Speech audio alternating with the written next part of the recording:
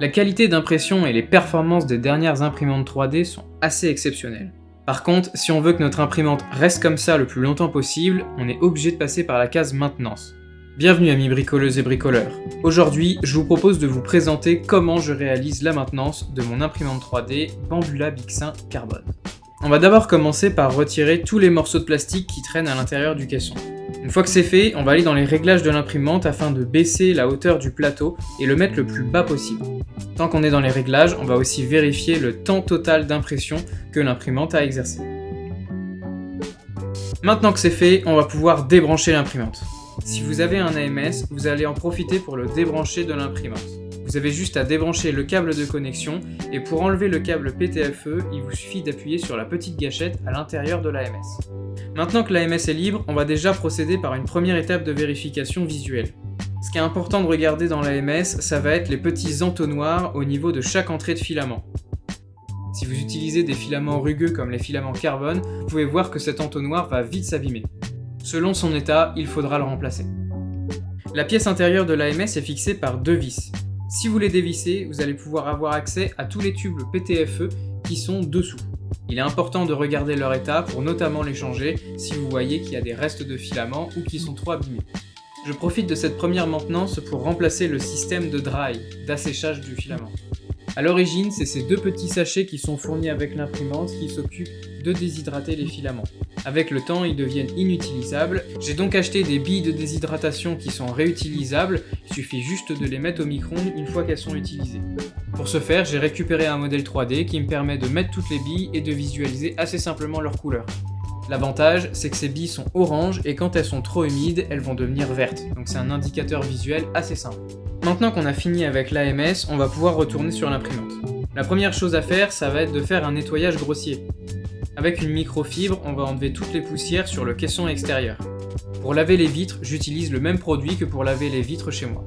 Avec un petit aspirateur de main, je vais aspirer tout ce qu'il y a à l'intérieur de l'imprimante, c'est-à-dire tous les résidus de filaments et les poussières, que ça soit dans le caisson ou dans les ventilateurs.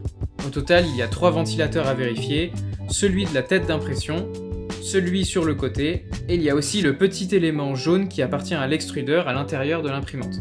C'est important de le nettoyer et s'il est trop sale ou trop abîmé, c'est important de le changer. Pour la suite, on va utiliser de l'alcool isopropylique à 99,9%. Pour utiliser ce produit, je vous conseille vivement d'utiliser des gants en nitrile qui vous permettront de protéger vos mains du produit un petit peu nocif. On va appliquer cet alcool sur un coton-tige de manière à nettoyer la caméra et le détecteur lidar. Une fois que c'est fait, on va nettoyer les axes X et Y avec cet alcool. J'étale au maximum l'alcool sur le rail et ensuite je fais déplacer la tête d'impression pour répartir le produit. L'alcool isopropylique est d'ailleurs un excellent nettoyant pour votre plateau d'impression. Une fois que c'est fait, on va lubrifier ces axes X et Y qui viennent d'être nettoyés. Donc pour ce faire, je mets quelques gouttes de lubrifiant au niveau des roulements à billes et c'est parti, je fais rouler pour étaler le produit. Vous pouvez également en profiter pour mettre quelques gouttes de lubrifiant sur les tendeurs de courroie à l'arrière de la machine. Maintenant, on va vérifier et peut-être remplacer les différents consommables de l'imprimante. Tout d'abord, le filtre charbon. Ce petit filtre est très important si vous utilisez votre imprimante 3D dans une pièce de vie. Il est important de le changer régulièrement, notamment si vous utilisez d'autres filaments que du PLA. Sur le site de Bambulab, il est conseillé de remplacer ce filtre tous les 60 jours d'utilisation, donc toutes les 1440 heures. Pour ma part, je n'ai pas encore atteint ce stade-là d'impression et je n'ai pas imprimé autre chose que du PLA jusqu'à maintenant. Au niveau de la tête d'impression, on va vérifier que la buse est en bon état. Pour ce qui est de la chaussette, le petit embout en silicone noir tout autour de la buse, il est important de vérifier si elle n'est pas craquelée ou sèche. Si elle l'est, il faudra donc la remplacer. Toujours sur la tête d'impression, on va venir dévisser la gâchette pour le cutter de filament. Pour ce faire, rien de plus simple, on a juste à appuyer sur la gâchette et desserrer la vis. Une fois desserré, le cutter de filament est disponible, on peut le retirer et vérifier s'il est plus ou moins abîmé. Normalement, Bambulab vous a fourni pas mal de cutters supplémentaires avec votre imprimante. Ensuite, on va aller regarder l'essuyeur de buse.